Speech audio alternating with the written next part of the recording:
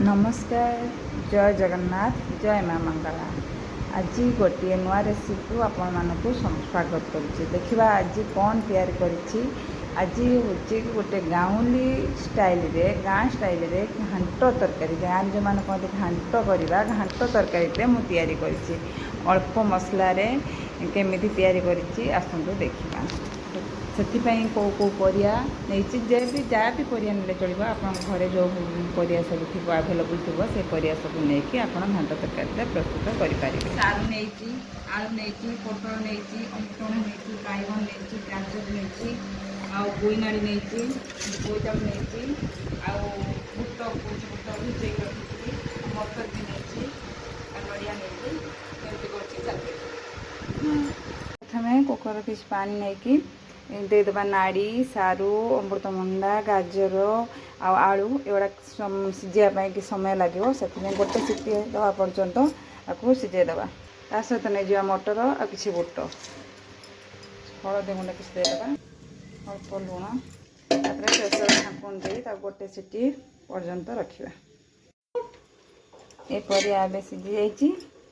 बाकी परिवा को पुणी पकईदे जमी बैगण पोटल आउ बोईतालू को पकई 5 मिनट पुणी सिझे नवा।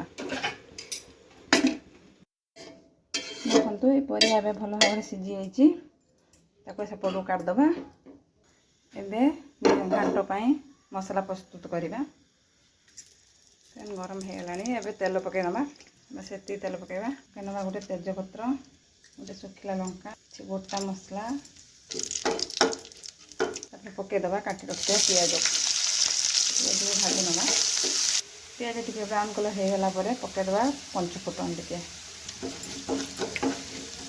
छेची रखि अदा रसुण को पकईदबा।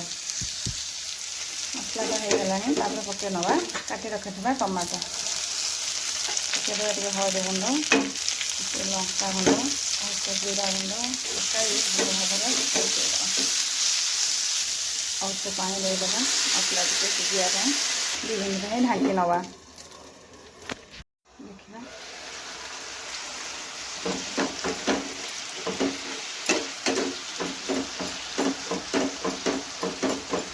मसला टे भलसे कषि नवा।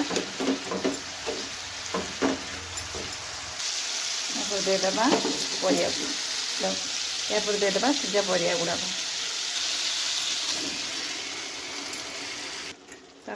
पकईदबा नड़िया खंड को पकईदबा। अल्प गरम मसला गुंड भल भाव में गोल नवा। 2 मिनट कभर करनवा।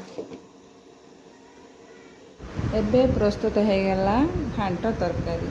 अल्प मसला कम समय प्रस्तुत हो गला घांट तरकारी। आपण माने भी एभली भाव में तैयारी करी खातु। केमिति लागला मते कमेंट रे जणांतु।